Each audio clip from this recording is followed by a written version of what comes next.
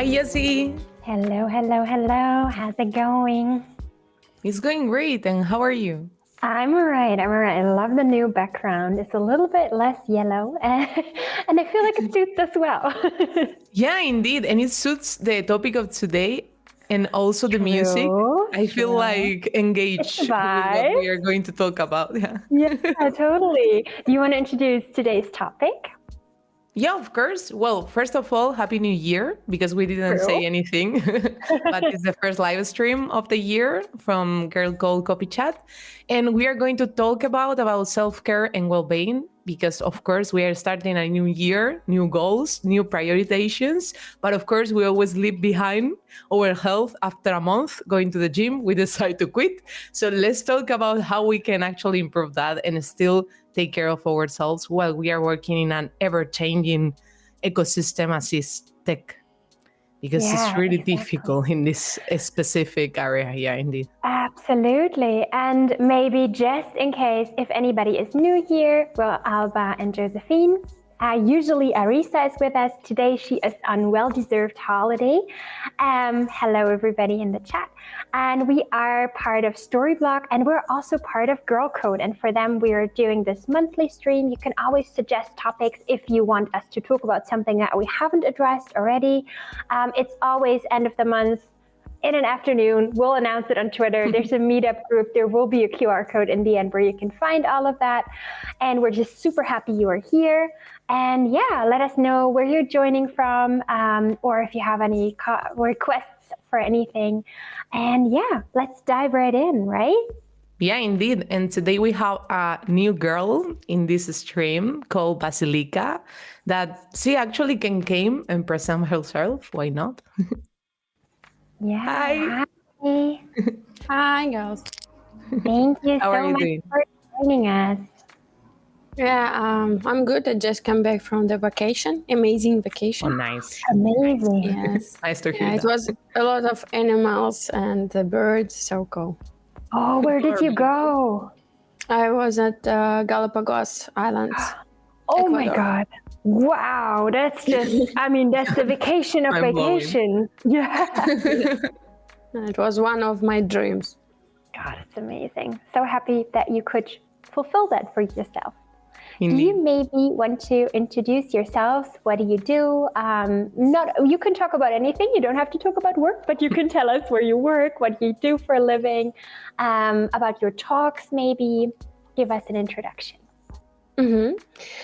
So I was like 13 years of development. Was a front-end full-stack developer, but currently I'm working as developer relations engineer at Kadena, and at my personal life I like diving as a hobby, so that's why I was also so far.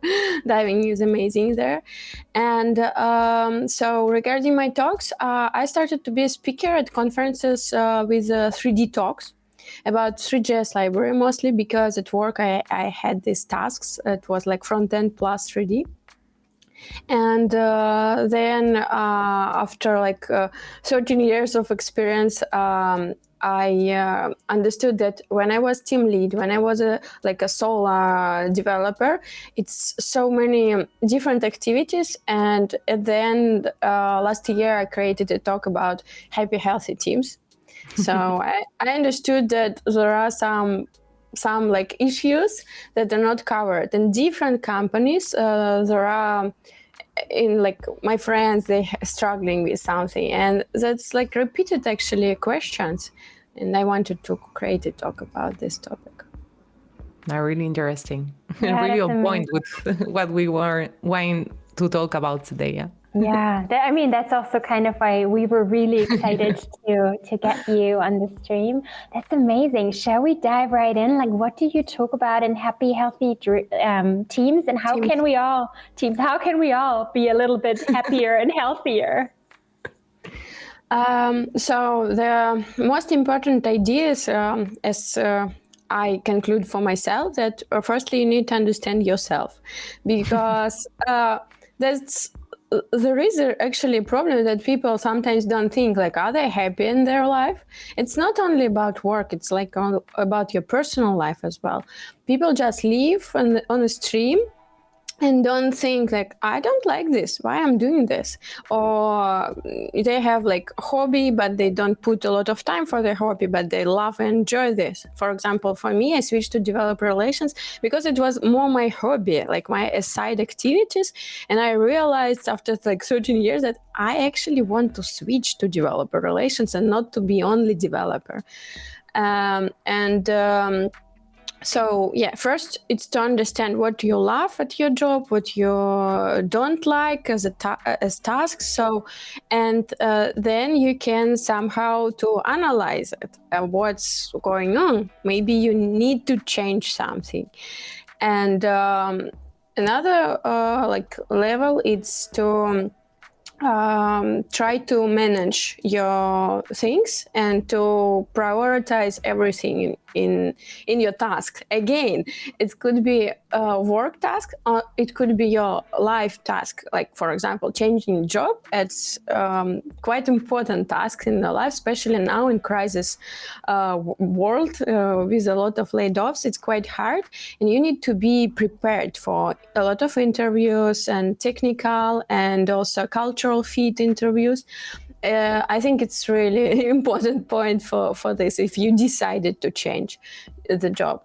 But also sometimes it could be just solutions to talk with your managers, because we underestimate the importance of our speech with someone, of our talk, because we usually go at home and say something to our close ones, and we don't talk a lot about complainings to managers actually. But it should be, but maybe should not be said like complaining to your company or whatever, but it should be said like, oh, I like this more. And I know that you, Josefine, you change your position now, right, at the company. So I think it's like consequences of that. You understood what you're interested in, and you could be happier maybe in a new position, for example. And I think that's the idea that we need to talk with managers more. And they can maybe not immediately solve our problems, but they can keep in mind that they employees could be happier if they change something in further. Yeah, and it's also like a lot of the times where we feel like maybe the other person is not, they don't care, or maybe they can't change anything. But if they don't know, they really can't change anything, right? So like it's super, like you said, it's so important to say what you want and to be clear of what you want. But I feel like, especially in the current economic climate, a lot of people don't face their, like, what they really want because of fear, maybe. Yeah. Like, and that's valuable, right? It's normal to be afraid. But I would be curious if you have any suggestions to, like, what if people say like, okay, yeah, that sounds great, but I can't lose my job, like I can't, and they're really like scared. Do you have a tip for those people? So yeah, a lot of people actually during crisis, they're afraid of changing anything in their lives. Okay, I will not go to politics on this stream, but yes, they're afraid of change just in the world. And I think that what you can do again, small steps. That's the idea. You should not be perfectionist and waiting like for the perfect time to change something. You just need to start today with very small tasks. For example, try to do research. Google. I don't know. A lot of people, for example, they work at the companies for 10 years and they even don't check the market. They don't go to interviews. They don't do market salaries. And it's also not okay for their families because they are, undervalued actually, usually. And so I think that they need to try to think again. Firstly, what do you want from your life, and then make a path of small steps, and go step by step. If you're afraid of like really changing job, or you're afraid of, I actually also was afraid to be without a job or something, but I think I was lucky during these layoffs that they didn't touch at my previous company us. So a lot of my friends, they lost their jobs. I think that also here is important that you just should not be very, I don't know, hysterical or emotional. You need to be clear with clear mind. Oh, nice kitty. Yes, he joins every live stream. He somehow has a sixth sense of when we'll go live, and then he will be here, and he wants all the attention. So sorry. Yeah. Nice. I love cats. So yeah, just to have clear picture what you want. And there are a lot of things in the life that we may be afraid to do. Actually, diving also, I'm diver, so diving also is quite scary at the beginning for people because they're afraid to go down. They're afraid of water here, water in the ice, salt water especially. But after, I have about 100 dives, I think now. And after you just get to use it, and I'm even a rescue diver, I can like save someone's life maybe. So you just keep clear mind and don't be panic at such situations. Mm-hmm. I feel like one thing that may be worth pointing out, especially like for everybody working in tech or like developers in general, I feel like we are very privileged, and that's important to recognize that the more privilege you have, the easier it probably also is to take a risk, right? And maybe what we're saying right now, it can't be applied to every like other job, right? Just to make, because you can always take risks for sure, but it's always easier if you have like a couple of months savings or something. So or you have health insurance and all these kinds of things. Like we're super lucky, but just wanted to kind of put that out there. Yeah, actually, Europe, I think, amazing place, because when I say to someone that actually, if you were laid off after several years at the company, like you're not on probation period, the government will, in Luxembourg, government will pay you like 1 year of your salary, maybe 80% of your salary, but still it's quite a lot. You're not like without anything. And it's not every country can do that, I know. And I think that also when there are not nice situations when people, they're trying to fire people with 1 day. And even if they have full-time contract, I mean, this normal contract, they don't know their rights, and they say, okay, I will go. But actually, by the law, the company should pay you for a couple months more, maybe, if they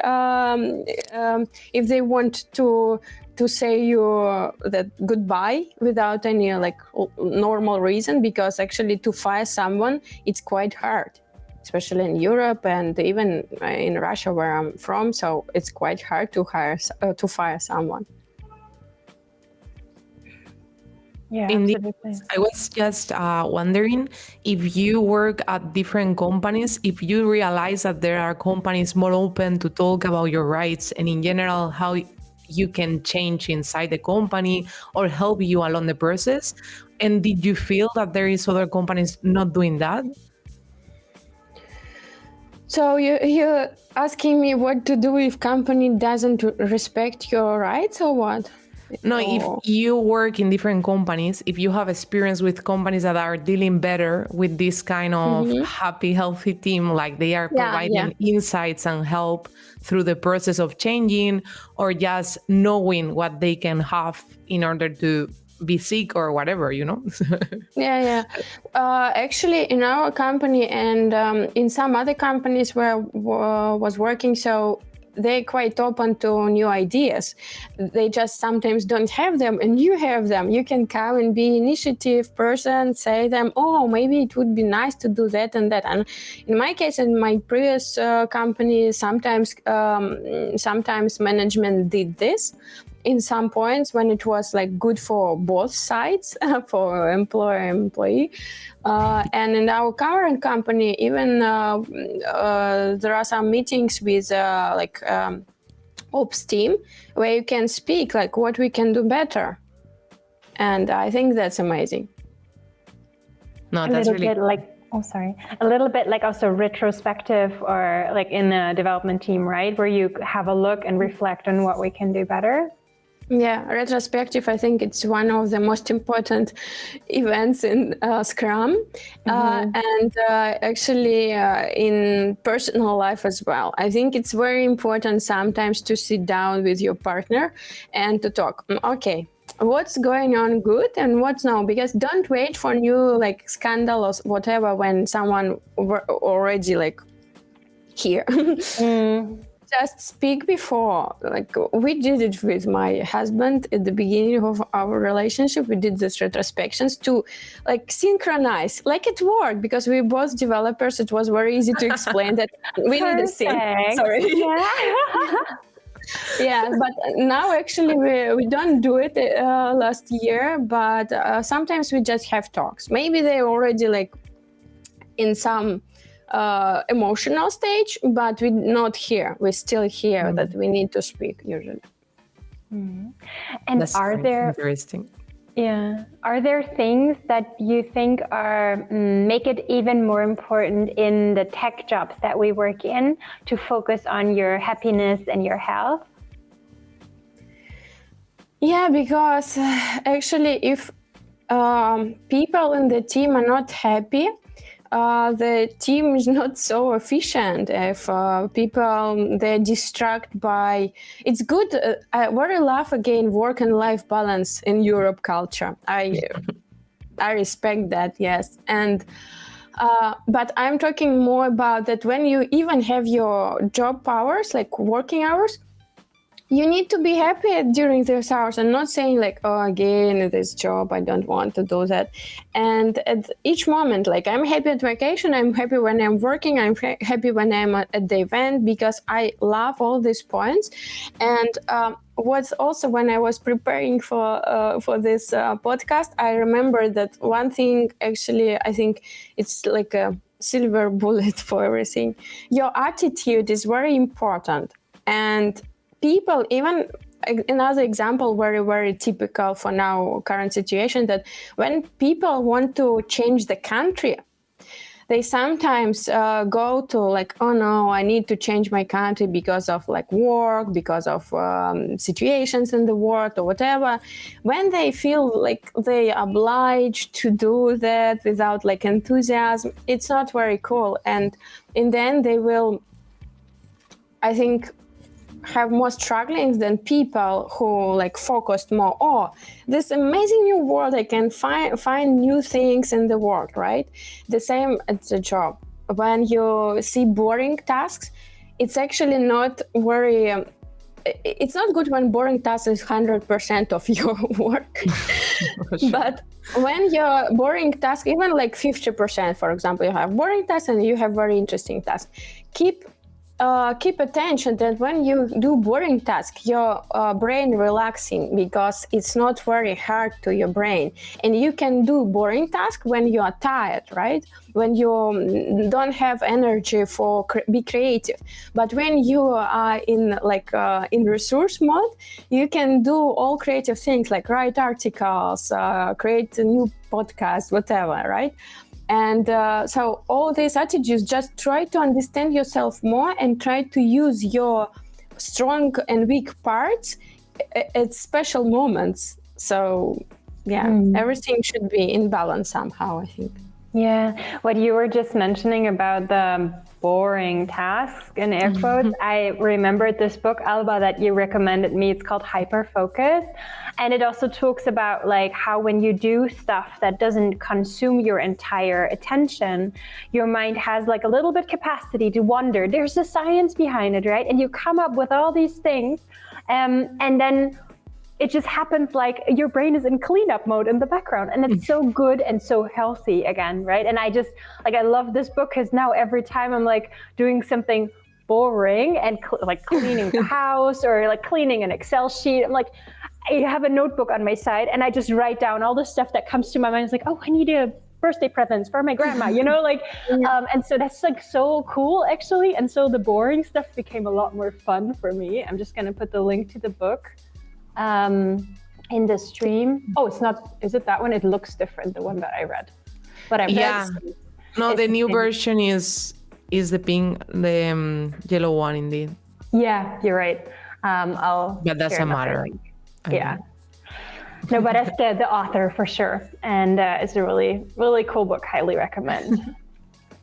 Yeah, I think that's very, very important to understand how your brain works. I mean, in very basic surface level, and to try to, I don't know, not trick your brain, but try to understand how to use it, because it's just organ. It's just an organ, and you can do. And then you realize when you are doing something badly, because it's not something you need to be guilty about. It's something your brain usually does because of how we build our brain during the years and the eras.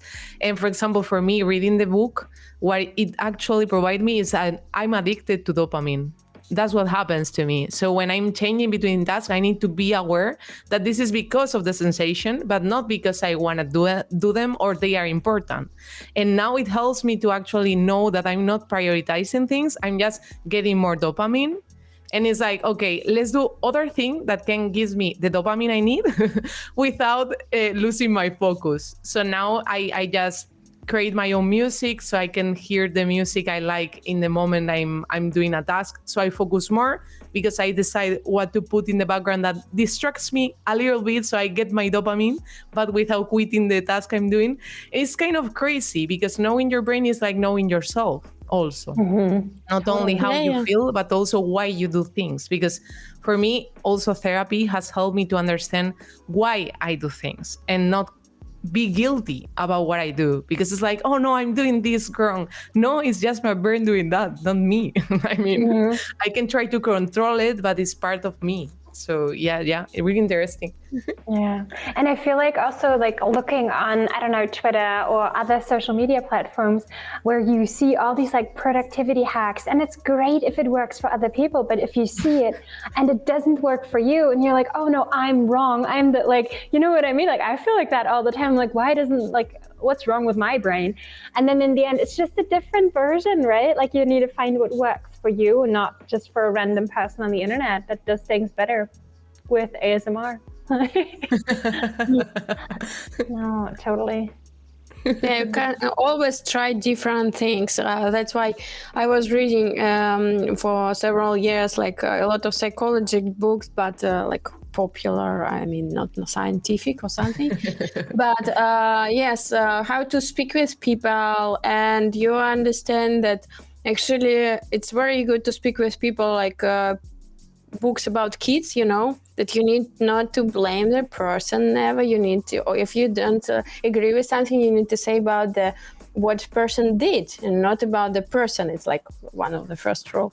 And all these rules actually working not with children but with adults as well. And from a lot of these books, I got a lot of understanding, like why sometimes I'm doing this, why I feel like this, and it's okay to feel like angry. It's okay. Just don't put some aggression on the people, right? But maybe try to use aggression to do something. It also could be a very productive time, actually, something. To play rock, I can feel it, yeah.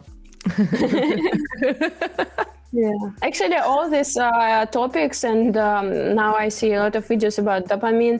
I think it's very important that people started to think about it, because like 10 years ago, I didn't know this word. Now, I think a lot of people know, especially YouTube bloggers or podcasters, they know dopamine, more likes. Yeah. Yeah, it's crazy how the internet is using all these things that we struggle with to actually make money. Yeah. Because I didn't realize that TikTok and all these kind of short videos are also part of the things that we struggle quitting. and people use them more and more. So you get less happier, you have less balance in your life, because seeing social media is not resting. You are actually engaging all the time, and you don't rest your brain. So it's kind of crazy that they make money around our weakness. And I didn't know it till I read the book. I feel like really scientific now after reading it. It's like I think actually, Go ahead. yeah. I just wanted to add that I think it maybe could be one of reason why there are a lot of people now with this syndrome, ADHD, how it's called. Indeed. Yeah, just firstly because people didn't speak about it and didn't discover maybe this syndrome, but also because now a lot of distractions, a lot of this fast stories, fast content, it's like fast food for our brain. Yeah, totally. I just put another link in the chat to another book. It's called Hooked, and it talks about how these social media apps, it's already a couple of years old. So I'm not sure if it also takes into account, 2014, if it takes TikTok into account, but they're built the same way, right? They're built like slot machines necessarily, Instagram especially, where you like refresh and you get, and it's so like, there's, again, a science behind it. And when you read it, you're like, oh my God, what's like, it's so crazy that this is even allowed. And like, indeed. And I feel like for different people, it works differently. Like other people are really addicted to chocolate and some people can't let go of TikTok, right? So it's like, it's really, really interesting. And you need to like constantly reflect on that because it's like so captivating. And the attention is the most valuable thing that we like have in our day-to-day, in our jobs, right? Concentration. Yeah. Yeah, and I think we are a bit lucky maybe because in our early childhood it was not there. I had computers since I was 3 and I was playing that, but I was never very addicted how I looked comparing to some of my classmates at school. So some of them really played at nights and they like tried to hide that they're playing or whatever. I never had that. But new children like now who are not children now people it's hard because quite often parents they just give them tablet and like okay watch cartoons or whatever. In my childhood I had black and white TV actually so it was not very interesting, it was not so many content, but now children since like very early ages they get this fast content, a lot of animation, and I think brain works other way somehow. I'm not scientist again, but I think that they should, scientists, psychologists, after maybe more years, they should really understand consequences of all of this. And what we can do now, just limit ourselves somehow. Actually, about this topic also, social media, we were 2 weeks at Galapagos Islands, and it's like nature, and mostly internet and hotels was like 5 out of 10, very bad. So yeah, and I actually felt very relaxed after 2 weeks there. So today's second day I'm working, and it's so calm, and you don't have all this news. You just like look animals, pelicans, sea lions. It's so calming, and I don't know. It really helps to try to limit yourself, and I think a lot of recommendation regarding that before you go to sleep. Like, don't read a lot of things because your brain activity starts, and it's even hard to sleep after this. Totally, yeah. Indeed. Thank you for all these insights. Oh, hi. He's never joining. It's just because of you, Vasilika?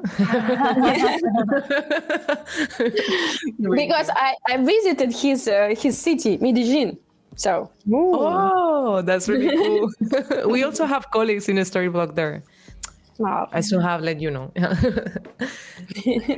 I think with the social media topic, it's maybe also about like, what do you want out of it, right? Like, because to completely shut off, maybe it's it's part of our culture. It's part of maybe where you connect with your friends. Maybe you share a story and like friends react, and that's nice.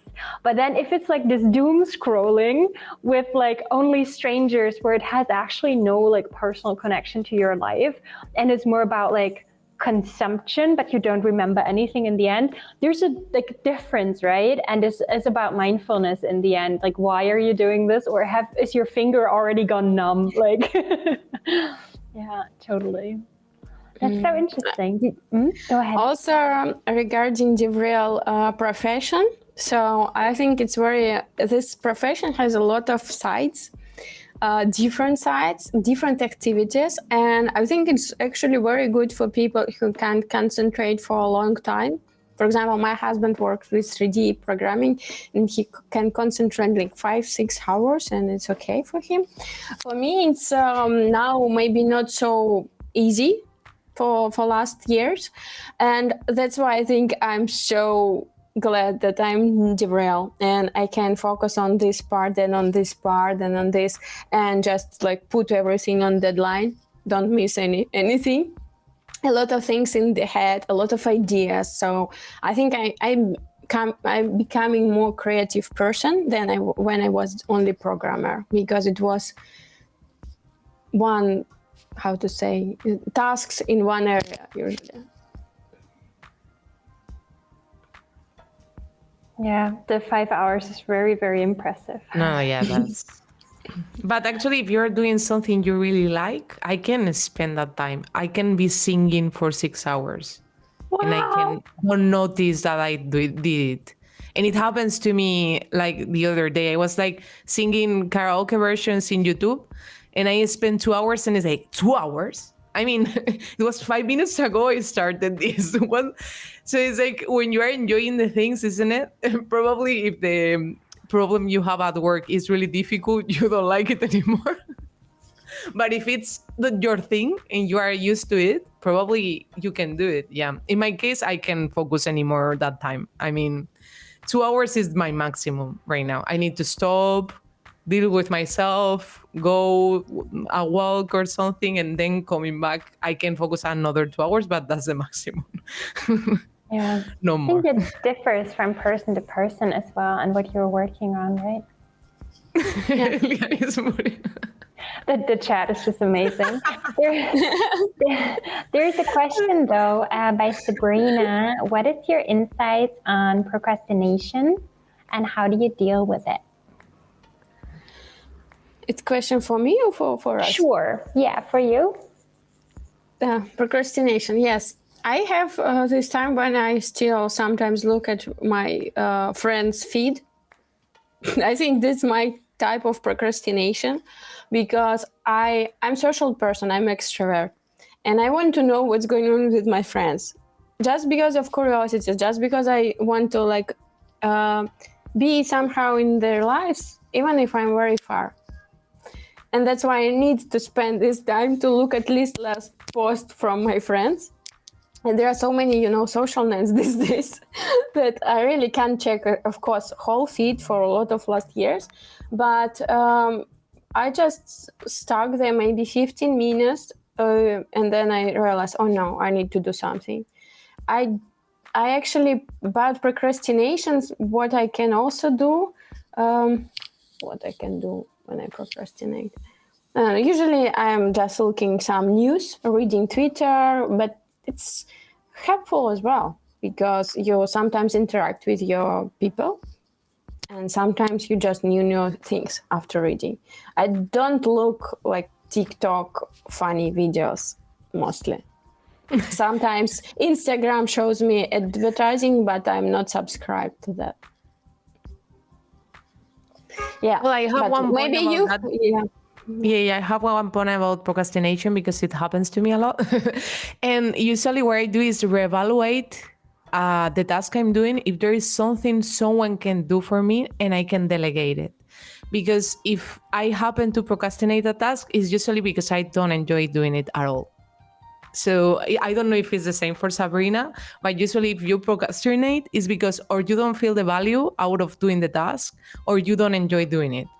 So if you don't feel the value, then reevaluate the task, because maybe you don't need to do it as you thought, and probably you can skip it or do it in another way that you actually enjoy more, or then just delegate to someone else that probably have the time and enjoy doing it.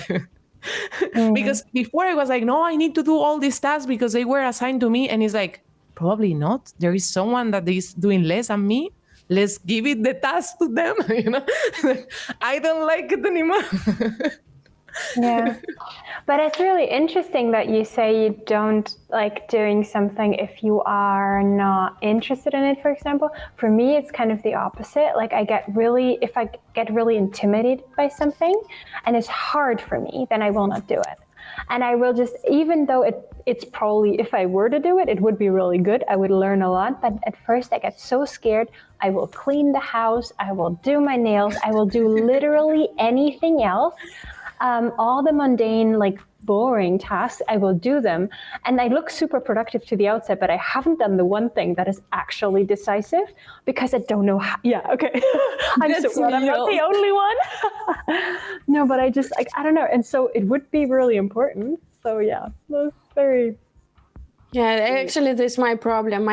My type of procrastination, doing all other things, what I need to do, and then to put on the last one, the most important thing that I need to do. But all this time when I do, I don't know, nails, whatever, I think about this task that I need to finish, like to deadline today. I need to finish it. I will sit and I will finish it. But you just prepare a lot of time, and sometimes it helps. I know my friend, when I first time saw this, he's developer, and he at work was watching movies, playing games during like working time. Everyone knew that. And then after watching like 2 hours movie, he just started writing code, and in 30 minutes it was working everything. So his brain worked all this time actually. And later I saw several other people, and the same happens with me. When I go to shower, I like have all answers to all questions. Yes, and sometimes you just need time that brain think about the task on the background, and it works perfectly. That's so interesting. Yeah, we also have another comment in the chat that says the rule to like just do it for 5 minutes, and then you usually get pulled in, and then you can kind of continue working, or at least you have started, right? Like, I really like that one. I try to do that too. Just 20 minutes or 5 minutes or whatever. For me, 5 minutes worked with books like 10 years ago, because I was reading mostly fantasy books at school, Harry Potter, like Lord of the Rings, but whatever, but not what I need by program school. And then I started to work and I understood that I need to read books. And this book with JavaScript, like this big one with Reno, it was, I think, the hardest book in my life, because it was the time when I started to getting used to this technical literature, and I used this rule. It also was from this guy that I told us about, like read 5 minutes per day, and that's okay. And now I love reading. I just don't have time each day, because usually I'm reading before going to sleep, because after 30 minutes I'm sleeping usually. Yes, but that's okay. And now it's working for me for training. I want to do like exercises each day. I am doing like 20 minutes per day. That's cool. That's nice. Yeah, it's amazing to get kind of started small-ish, even if it's not small, but something that is like feels low enough threshold for you to get started. And then in the end, if you don't enjoy it that day, it's over relatively quickly, and you tried. And you don't have to like be good in quotation marks every day and be perfect, right? But it's like, you tried, you started. So that's really nice. Yeah. Mm-hmm. Do you want to say something? Yes, I wanted to say that we did not speak about also a very important part about networking. And that you also say that it's so cool when you're feeling not alone, right? And especially during coronavirus isolation, it was quite hard. I was living like half a year absolutely alone in a house. It was hard for me. It was my first time in the life when I lived alone. I think that's why I like all these events also, because when you go to events, you're not always just listening talks or whatever, right? It's quite important to speak with people, make friends. And I think that's the best part. And even with your colleagues, you can be just colleagues or you can become very good friends. And even if you change your job, you still visit your friends from your previous jobs or from events. And I think the power to solve a lot of issues, it's like when you're sharing knowledge, when you're sharing your personal experience to people, they feel like, oh, maybe they have something similar, and we teach from each other, not only from books like podcasts, scientists, whatever, but from friends, because we trust them maybe more than some book, and that also helps. And sometimes even helps just to speak with someone, maybe not getting advices, but just to tell what you're feeling. It's already helps sometimes. Yeah, 100% agree. Like for me, usually at the conferences, it's really difficult for me to focus with everything going on the talk content. But the hallway track where you just hang out with people and you have a coffee, and not only do you know the latest technology XYZ, but also like, how's your family doing, right? Like it goes so far beyond just code. At least for me, that's like so much more relatable. And then I'll just watch the talks on YouTube, like then I can take notes. So that's why I'm very thank you that you invited me today, because it's one of this part. Yes, and I'm glad that I met you at the events. Again, I think it's the best part of our job. Yeah, absolutely. Yeah. The fact that we get paid to talk to people is so valuable, and to be interactive like with the community. No, that's really, really nice. Such a privilege, for sure. Are there any other things that we haven't covered yet that you feel like are super relevant to have like a happy, healthy career? Well, I wanted to ask you if you have any tips or something that you do in order to have your life balance properly when you work remotely. Because of course I have been working for 5 years already, I think, or more, 6. But at the end, it changed a lot over the years, how I feel, what things I do. And nowadays, of course, 2024, we started the year and I wanted to change my habits. So I started doing daily stuff. Like, for example, if I stop working because I was focused and then I want to scatter my focus, then I go walk. No, I don't stay home, because the problem is before I was staying home the entire working hours till the afternoon, and then in the afternoon do the walk, but that didn't work.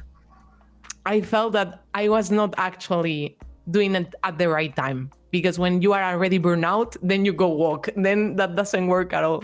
So do you have any tips or something you do daily that you get used to already? In my case, I do breaks. So during the work at home, during this time, when it was even coronavirus. So I stuck at home. So I started work. Then I was going to eat, like lunch. And during lunch, I usually watch something. So for me, it's relax. I watch, I don't know, series, movie, like even if it's 30 minutes for lunchtime, I relax. I absolutely change my focus. So I'm thinking about another things in my life. And now I can speak with my husband because I'm not alone, because he was also remote. And that's, for me, it works great. And then in the evening already, I'm doing everything that I need. So I can go to friends, I can sit at home, we can play board games. It's what you like. Actually, in Luxembourg, I live in small city, so nothing to see outside usually. There is a forest, okay, but I don't go to forest. Yeah. That's a nice one.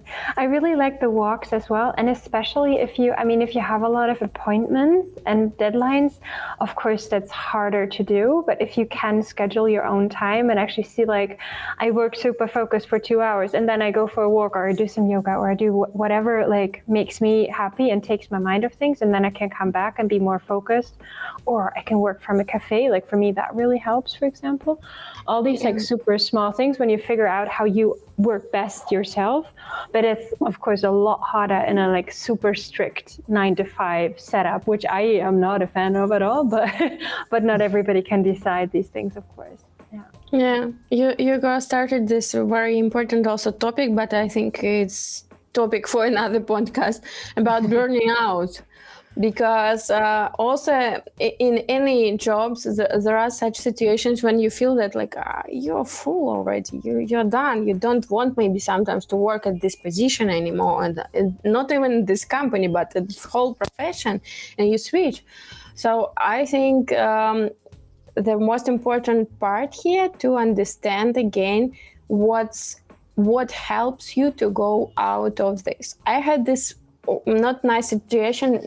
It was not like depression or something, not very serious, but I was down. I was feeling down absolutely, because I was looking for a job for 1 year approximately, and I was looking for DevRel jobs. Then I started to look for software engineering, and then I had 2 offers, but it took so many months, and I understand that that was a crisis, like really, and I had very, very special conditions that I wanted, but my husband didn't understand how bad I felt inside, because he didn't see it, because I don't show sometimes what I feel. And I think a lot of people don't show sometimes. They're like laughing, they're playing still. And what helps us that I started to speak that I'm really out of resources. I don't have any capacity even to plan our New Year's vacation. You do that, please. Not this time. I can't do anything. I just was so sad.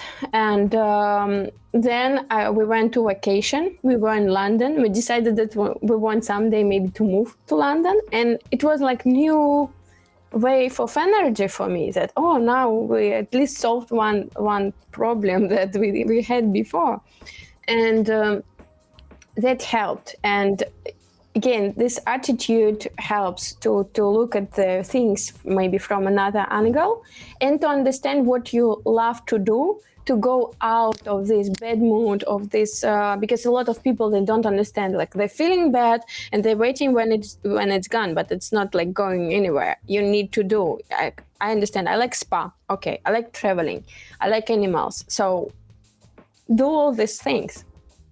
Yeah, that's a great tip. And I also really like some things take longer, right? Like going to the spa, you can't do that during your workday necessarily, but you can also have, like for me, it helped a lot. It's also a therapy thing, but you like make a list, like what helps you in 5 minutes? What do you need like an hour for? And what could be a whole day? And so you can kind of have like your own little wellness kit where you're like, okay, I like drawing or cuddling with my cat or whatever it is. I can do that in 5 minutes. The spa, maybe I'll save it for the weekend to cheer myself up, so you can have like your own user manual for yourself. And if you're really stressed or sad, sometimes it's really hard to even come up with like, okay, so what would help me right now? If you really feel like down already, maybe you don't even come up with anything. And so prepared when you're well, and then be able to pull it out and be like, okay, past me made this, past me had some good choices. So go consult your list. Yeah. So again, we came back for the beginning, that you need to know yourself. Then you can help yourself, because other people, they don't know you. Even for therapy, they need firstly to talk with you to get what's going on, like why it's going on, etc. But if you know yourself, it's much easier, even in such bad situations. Mm-hmm. And we have a comment in the chat from Sabrina, who says that it's really important also regarding to burnout to talk to your manager and your colleagues. And I 100% agree. I feel like in some work environments, maybe like it depends where you live. Maybe the culture is not there everywhere, and in some places it can be scary and it can be easier to talk to friends and family. But if you feel safe, I think you will be met with a lot of support, especially from colleagues and probably also from your managers, because they want you to be well in an ideal working situation, right? And there will be somebody that you can hopefully talk to. So that's 100% agreed with that. Yeah. Indeed. Yeah. Vasilika, do you have any last tips? Anything you want to share? We have 8 more minutes if we wanted them. I think that the most important part is to try to understand, try to spend time with yourself, to understand, to think about your plans for your life. I love planning a lot and prioritizing. Sometimes when I put tasks for several months in calendar and it goes with me, then I understand, I don't need this task. That's so important. Yeah. And just to always change, the world always change priorities, so we need to adapt. We need to adapt to survive. And even sometimes bad situation actually gives us opportunities. So need to be pay attention. That's amazing. That's a great tip.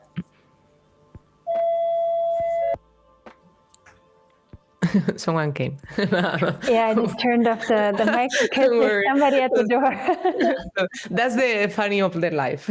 Yeah, let's hope the cat maybe answers the door. Maybe cat will open the door. So yeah. Oh, that's amazing. So I feel like we're slowly coming to the end. I'm super grateful that you could join us today. I learned so much. It felt a little bit like a free therapy session. So highly appreciate it. I hope everybody had fun. We're so happy to have had you. Are you at any events in person where people can meet you? Anything coming up for you that you would like to share?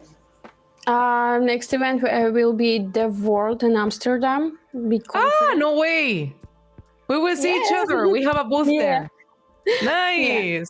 So, I will be there just after this South America trip. And then I also planning for July. We are developers, but we'll see. And some blockchain conference as well. Of course. Awesome.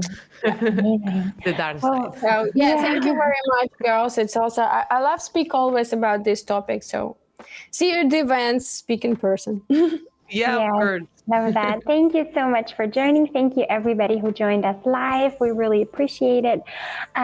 We hope you come around the next time. We have a meetup group where you can join so that you get always updates on the new events. The next one will be on the 27th of February, 4 p.m. So same time, and we'll announce the topic and everything there. And in the meanwhile, if you have any questions, you can always reach out to us on Twitter or all the other platforms where you can find us. And have a great day, and hopefully talk to you all soon. Yeah. Have a great week. Bye.